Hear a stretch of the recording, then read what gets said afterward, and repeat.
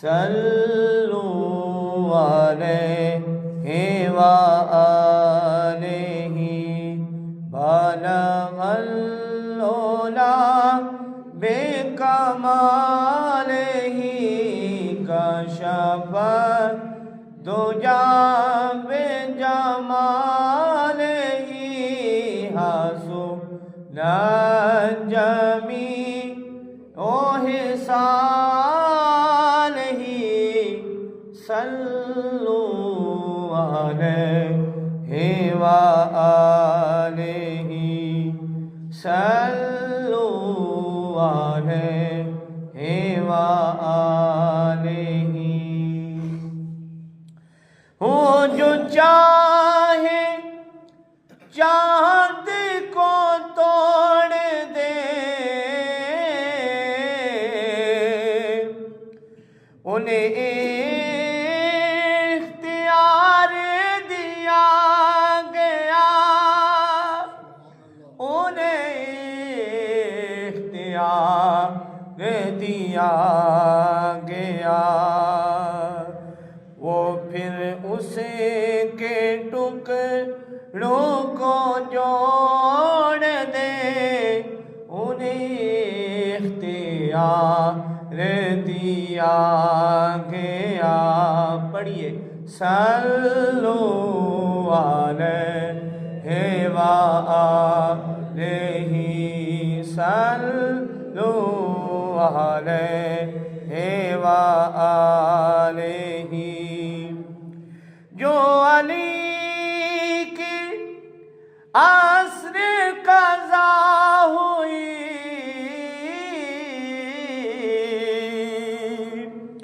تو وہ وقت پر ہی ادا ہوئی جو علی کی عصر قضا ہوئی تو وہ وقت پر ہی ادا ہوئی تو وہ وقت پر ہی ادا ہوئی چھپے آفتاب کو موڑ دے چھپے آفتاب کو موڑ دے انہیں اختیار دیا گیا صلوا علیہ وآلہ صلوا علیہ وآلہ صلوا علیہ وآلہ حمد و ثنا رب ذوالجلال اور ہدیہ بحضور سرور کائنات صلی اللہ علیہ وآلہ وسلم پیش کرنے کے بعد حضرات محترم میں نے جو آپ کے سامنے آیا کریمہ پڑھنے کا شرف حاصل کیا اس میں اللہ تبارک و تعالیٰ نے ارشاد فرمایا وَأَقِیمُوا الصَّلَاةَ وَآتُوا الزَّکَاةَ وَارْکَعُوا مَعَ الرَّاکعِینَ یہ پہلا پارہ ہے سورہ بقرہ ہے اس کی ایک آیت کریمہ ہے اس میں اللہ تعالیٰ نے ارشاد فرمایا اور اسلام کے بڑے ہی دو اہم جو رکن ہیں ان کے متعلق اللہ تعالیٰ نے ارشاد فرمایا کہ نماز قائم کرو وآتوا الزکاۃ زکوٰۃ ادا کرو وارکعوا مع الراکعین اور رکوع کرو رکوع کرنے والوں کے ساتھ حضرات گرامی کوئی بھی چیز ہے آپ کسی عمارت کو بناتے ہیں تو اس کی جو بنیادیں ہوتی ہیں وہ مضبوط ہونی چاہیے اگر عمارت کی بنیادیں مضبوط نہیں ہیں تو کیا خیال ہے عمارت کھڑی ہو سکتی ہے؟ نہیں کھڑی ہو. اگر بنیادیں مضبوط نہیں، ہم دنیا داری کے اصولوں پہ بڑے ہی سخت ہیں، ہم جب بھی کبھی عمارت بناتے ہیں تو یہ خیال رکھتے ہیں کہ اس کی جو بنیادیں ہیں ان کو مضبوط رکھنا ہے، تو ہم کوشش کرتے ہیں کہ بنیادیں مضبوط ہوں۔ اس کے لیے ہم پلر بھی کھڑے کرتے ہیں، ہم بھی بناتے ہیں، لینٹر بھی ڈالتے ہیں۔ بنیادوں کو مضبوط کرنے کے لیے آج کل تو الگ الگ مشینری ہے، ہم پہلے اچھے طریقے سے بنیادیں مضبوط کرتے ہیں، پھر اس کے بعد مٹی ڈلواتے ہیں، اس کے بعد جا کر مکان کھڑے کرتے ہیں تاکہ بنیادیں مضبوط ہوں۔ تو یہ جو اسلام ہے اس کی بھی تو کوئی بنیاد ہوگی، یہ جو دین ہے اس کی بھی تو کوئی بنیاد ہوگی۔ تو اگر دین کی جو بنیادیں ہیں، کوئی بھی عمارت میں نے مثال دی ہے، اگر بنیادیں مضبوط نہیں تو عمارت مضبوط ہے نہیں۔ تو ہمارا جو دین ہے، اللہ کے نبی صلی اللہ علیہ وآلہ وسلم نے ارشاد فرمایا کہ یہ جو دین ہے اس کو جو بنیاد ہے وہ 5 چیزوں پہ ہے۔ بنی الاسلام دینا علی 5، 5 چیزوں پر اس کی بنیاد ہے، اس کو بنایا گیا۔ تو عمارت کو مضبوط کرنے کے لیے جو چیزیں درکار ہوتی ہیں وہ بنیادیں ہیں، تو اسلام کو مضبوط کرنے کے لیے 5 چیزیں ہیں۔ ہم نے دیکھنا ہے کیا ہماری وہ 5 چیزیں مضبوط ہے یا کمزور ہے، کیا ہم نے وہ اپنی 5 چیزیں مضبوط بنا لی ہیں یا ابھی تک کمزور ہیں۔ تو اللہ کے نبی صلی اللہ علیہ وآلہ وسلم نے ارشاد فرمایا، سب سے پہلے اسلام کی جو بنیاد ہے وہ یہ ہے اللہ کو ایک ماننا، کیونکہ اللہ کے علاوہ کوئی الہ نہیں۔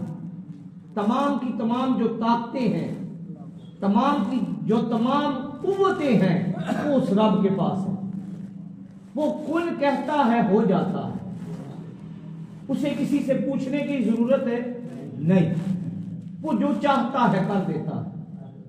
وہ چاہے سورج کو مغرب سے طلوع کر دے، وہ چاہے سورج کو مشرق سے طلوع کر دے، وہ چاہے رات نہ کرے، وہ اس کی قدرت میں ہے، جو چاہے کر دے۔ اشارہ کرتا ہے زمین ہل جاتی ہے، اس کے اشارے کے بغیر کچھ بھی نہیں ہے۔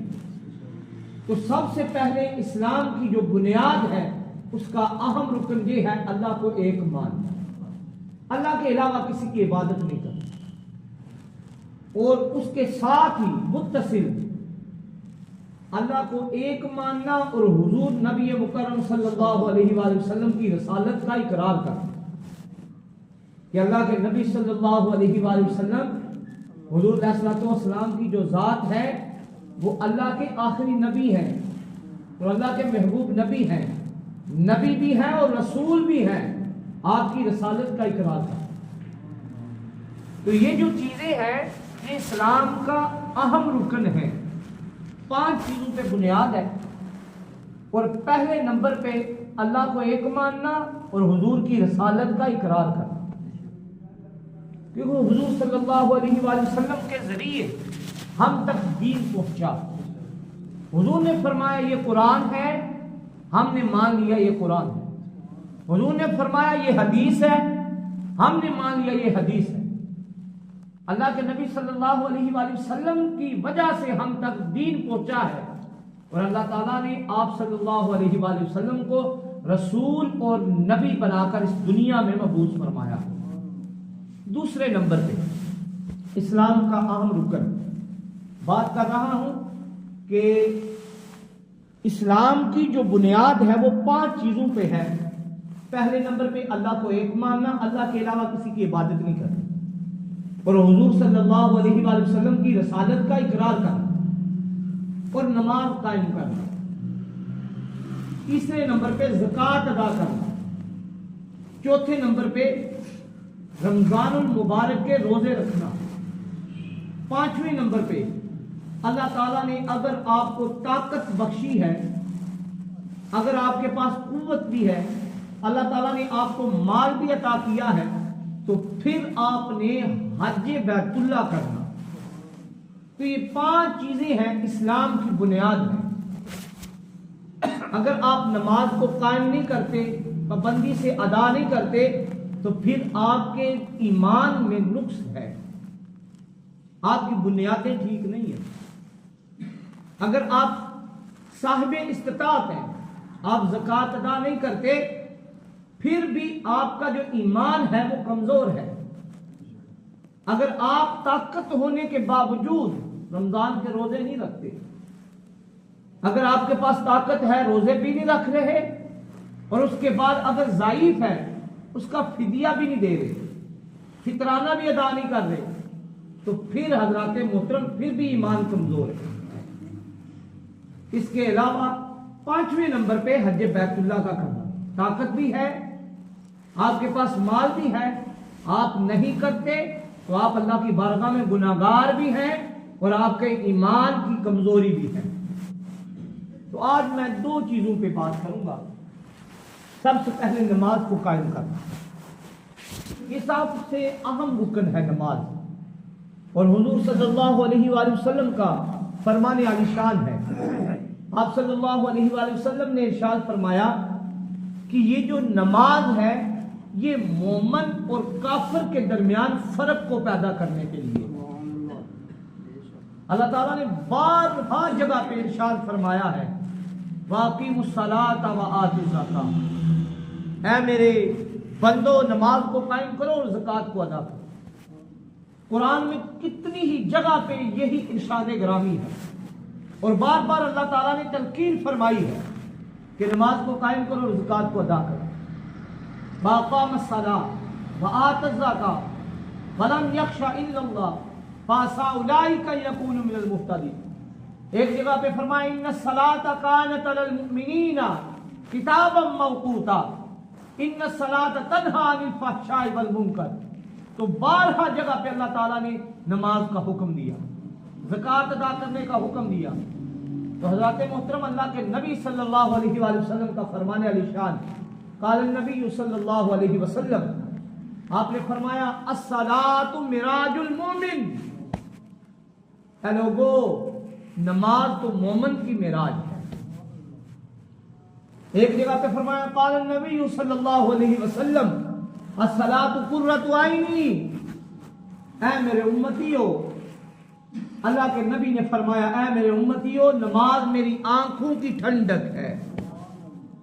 تو جو امتی یہ چاہتا ہے کہ میرے نبی کی آنکھوں کو ٹھنڈک پہنچے، اسے چاہیے وہ باقاعدگی سے نماز ادا کرے۔ کتنی دیر لگتی ہے نماز ادا کرنے؟ جب اللہ کے نبی صلی اللہ علیہ وآلہ وسلم معراج پہ گئے تھے اس وقت 50 نمازیں اللہ نے عطا کی تھی۔ حضرت موسیٰ علیہ السلام کے پاس آتے ہیں، اللہ کے نبی ہیں، حضرت موسیٰ علیہ السلام رسول ہیں، انہوں نے فرمایا کہ اے محمد صلی اللہ علیہ وآلہ وسلم آپ کی امت 50 نمازیں نہیں ادا کر سکے گی۔ حضور واپس جاتے ہیں، 9 دفعہ واپس جاتے ہیں، پھر 5 رہ جاتی۔ اللہ تعالیٰ نے ارشاد فرمایا اپنے بندوں سے، کیا میرے بندو نمازیں تم 5 ہی ادا کرو گے لیکن اللہ تعالیٰ 50 کا ثواب عطا فرمائے۔ تو ہم 5 نمازیں بھی ادا کرنے سے قاصر۔ اللہ تعالیٰ ہمیں نماز پنجگانہ ادا کرنے کی توفیق عطا فرمائے۔ دیکھیں اس کی فضیلت کتنی ہے۔ حضرت ابو ذر غفاری رضی اللہ عنہ حضور کے بڑے پیارے صحابی ہیں۔ آپ فرماتے ہیں میں ایک دفعہ حضور علیہ السلام کے ساتھ جا رہا تھا، تو رستے میں نے دیکھا بہار کا موسم ہے اور درخت کے جو پتے ہیں وہ گر رہے ہیں، نئے پتے نمودار ہو رہے ہیں۔ تو حضور علیہ السلام نے ارشاد فرمایا ابو ذر، آقا صلی اللہ علیہ وآلہ وسلم کا انداز تکلم میں نے پچھلے ماہ بیان کیا تھا۔ حضور علیہ السلام جب بھی کوئی بات سمجھاتے تو مثال دے کر سمجھاتے تھے۔ آپ صلی اللہ علیہ وآلہ وسلم نے ارشاد فرمایا اے ابو ذر دیکھا کس طرح یہ پتے گر رہے ہیں، جو پتے سوکھ چکے ہیں۔ حضور نے ایک ٹہنی کو ہلایا، جتنے پتے تھے سوکھے ہوئے وہ گر گئے۔ آقا صلی اللہ علیہ وآلہ وسلم نے ارشاد فرمایا، اے ابو ذر، جس طرح یہ پتے گر رہے ہیں اسی طرح جب بندہ مومن نماز کے لیے کھڑا ہوتا ہے اس کے گناہ گر جاتے ہیں، اسی طرح اللہ تعالیٰ اس کے گناہوں کو معاف کر دیتا جب بندہ مومن نماز کے لیے آتا۔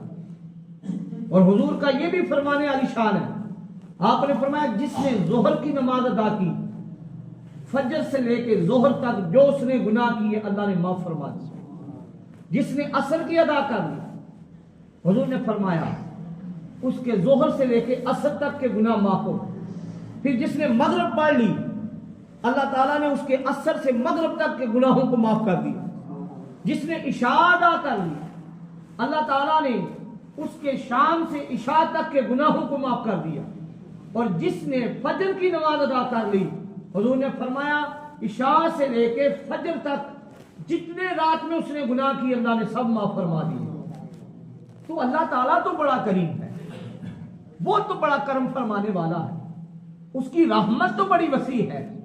انسان اگر چل کر آتا ہے اللہ تعالیٰ کی رحمت دوڑ کر اس کا استقبال کرتی ہے۔ اللہ تعالیٰ نے ارشاد فرمایا یا ایھا الانسان ما غرک بربک الکریم، اے انسان تجھے کس چیز نے اپنے رب کریم کے بارے میں دھوکے میں ڈال دیا؟ وہ رب تو بڑا کرم فرمانے والا ہے، وہ رب تو بڑا بخشنے والا ہے۔ حضور نبی مکرم صلی اللہ علیہ وآلہ وسلم کا ارشاد گرامی ہے، بڑی مشہور حدیث مبارکہ ہے، اکثر میں نے آپ کے سامنے بیان بھی کی ہے۔ آقا صلی اللہ علیہ وآلہ وسلم نے ارشاد فرمایا اے میرے صحابہ بتلاؤ تو صحیح، کسی بندے کے گھر کے سامنے نہر گزرتی ہو، وہ اس میں 5 دفعہ نہائے، کیا اس کے جسم پہ میل کچیل رہ سکتی ہے؟ صحابہ نے عرض کی یا رسول اللہ صلی اللہ علیہ وسلم، یا رسول اللہ اس کے جسم پہ کس طرح میل کچیل رہ سکتی ہے؟ وہ دن میں 5 مرتبہ نہا رہا ہے۔ آقا صلی اللہ علیہ وآلہ وسلم نے ارشاد فرمایا اے میرے صحابہ اسی طرح جب بندہ مومن 5 وقت کی نماز ادا کرتا ہے، خلوص نیت کے ساتھ نماز با جماعت ادا کرتا ہے، اس کے جسم سے اسی طرح گناہ بھی ختم ہو جاتے ہیں۔ تو حضرات محترم اللہ تعالیٰ ہمیں نماز کی باقاعدگی کرنے کی توفیق عطا فرمائے۔ حضور علیہ الصلوۃ والسلام کا فرمان علی شان ہے، آپ صلی اللہ علیہ وآلہ وسلم نے ارشاد فرمایا کہ یہ جو فجر کی نماز اور عشاء کی نماز ہے یہ منافقوں پہ بڑی باری ہے۔ اور آقا صلی اللہ علیہ وآلہ وسلم نے ارشاد فرمایا اگر انسان کو پتہ چل جائے فجر اور عشاء کی کتنی فضیلت ہے وہ گھٹنوں کے بل چل کر مسجد میں آ جائے۔ اور حضور علیہ الصلوۃ والسلام نے جو نماز ادا نہیں کرتے ان سے اس قدر ناراضگی کا اظہار فرمایا ہے۔ آپ دیکھیں آقا صلی اللہ علیہ وآلہ وسلم بھی بڑے کریم ہیں، جن کو اللہ تعالیٰ نے وَمَا أَرْسَلْنَاكَ إِلَّا رَحْمَةً لِلْعَالَمِينَ کا پروانہ عطا فرمایا ہے، آپ تمام جہانوں کے لیے رحمت ہیں۔ آقا صلی اللہ علیہ وآلہ وسلم رحیم بھی ہیں، کریم بھی ہیں، پھر بھی آپ نے بے نمازیوں کے لیے کس قدر ناراضگی کا اظہار فرمایا ہے۔ حضور نے فرمایا کہ میرا یہ دل چاہتا ہے جب اذان ہو جائے تکبیر ہو جائے میرا دل یہ چاہتا ہے جو اس وقت تک مسجد میں نہیں آئے ان کے گھروں میں جاؤں، ان کے گھروں کو جا کر آگ لگا دوں، لیکن میں ان کے بچوں کی وجہ سے اور عورتوں کی وجہ سے ڈر جاتا ہوں، ان کے گھر میں نہیں جاتا۔ سامعین عزیز شام، ہم نعرے تو بڑے لگاتے ہیں کہ غلامی رسول میں موت بھی قبول ہے، لیکن جب عمل کی باری آتی ہے، نماز ادا کرنے کی باری آتی ہے تو اللہ کے نبی سے جو حقیقی عشق ہے، حقیقی محبت ہے، وہ یہی ہے کہ اللہ کے نبی صلی اللہ علیہ وآلہ وسلم کو جو چیز پسند ہے وہ ادا کی جائے۔ آقا صلی اللہ علیہ وآلہ وسلم کا فرمان ہے الصلاۃ قرۃ عینی، نماز میری آنکھوں کی ٹھنڈک ہے۔ جو حقیقی محبت کرنے والا ہے، حقیقی محب رسول ہے، اس کو چاہیے حضور کی آنکھوں کو ٹھنڈک پہنچائے، نماز ادا کرے۔ اور آقا صلی اللہ علیہ وآلہ وسلم کا فرمان علی شان آخری فرمایا نا واقیموا الصلاۃ وآتوا الزکاۃ وارکعوا مع الراکعین، رکوع کرو رکوع کرنے والوں کے ساتھ۔ علماء فرماتے ہیں اس سے مراد یہ ہے باجماعت نماز ادا کرو۔ ایک حدیث مبارکہ میں ہے جو اکیلا نماز ادا کرتا ہے اور جو باجماعت ادا کرتا ہے، جو بندہ باجماعت نماز ادا کرتا ہے اس کو 83 نمازوں کا ثواب ملتا ہے، 83 درجے اس کو زیادہ ثواب ملتا ہے تنہا نماز پڑھنے والے سے۔ اور حضور صلی اللہ علیہ وآلہ وسلم سے پوچھا گیا یا رسول اللہ آپ کو سب سے زیادہ کون سا عمل پسند ہے؟ آقا صلی اللہ علیہ وآلہ وسلم نے فرمایا اے میرے غلام، مجھے سب سے زیادہ یہ پسند ہے کہ لوگ باجماعت نماز ادا کریں۔ اللہ تعالیٰ ہمیں عمل کی توفیق عطا فرمائے۔ اللہ تعالیٰ مجھے جو میں نے بیان کیا سب سے پہلے مجھے، اس کے بعد آپ سب کو عمل کی توفیق عطا فرمائے۔ دوسرا موضوع تھا وآتوا الزکاۃ، آیت کریمہ پڑھی تھی واقیموا الصلاۃ وآتوا الزکاۃ، نماز قائم کرو زکوٰۃ ادا کرو، وارکعوا مع الراکعین، اور رکوع کرو رکوع کرنے والوں کے ساتھ۔ انشاءاللہ پھر کبھی جمعہ میں زکوٰۃ کے متعلق بھی بیان کیا جائے گا، اور صرف گندم پہ زکوٰۃ نہیں ہے۔ ہم یہ سمجھتے ہیں صرف گندم پہ زکوٰۃ ہے یا سال کے گزرنے پہ زکوٰۃ ہے۔ حضرات محترم، اگر سبزیاں آپ نے کاشت کی ہیں اس پہ بھی زکوٰۃ ہے۔ اگر آپ نے باجرے کا موسم ہے آج کل، اگر آپ نے باجرے کو کاشت کیا اس پر بھی زکوٰۃ ہے۔ جو چیز زمین سے نکلتی ہے اس پہ زکوٰۃ ہے۔ اللہ تعالیٰ ہمیں زکوٰۃ ادا کرنے کی توفیق عطا فرمائے، اور اپنے آس پاس جتنے پڑوسی ہیں اور جتنے لوگ ہیں، جتنا معاشرہ ہے، جتنا ہمارا گاؤں ہے، اس میں جو حقدار ہیں ان تک حق پہنچانے کی توفیق عطا فرمائے۔ وآخر دعوانا ان الحمدللہ رب العالمین۔ جن احباب نے سنتے ادا فرمانی سنتے ادا فرما لیں، ساتھ ہی اپنی صفوں کو درست فرما لیں۔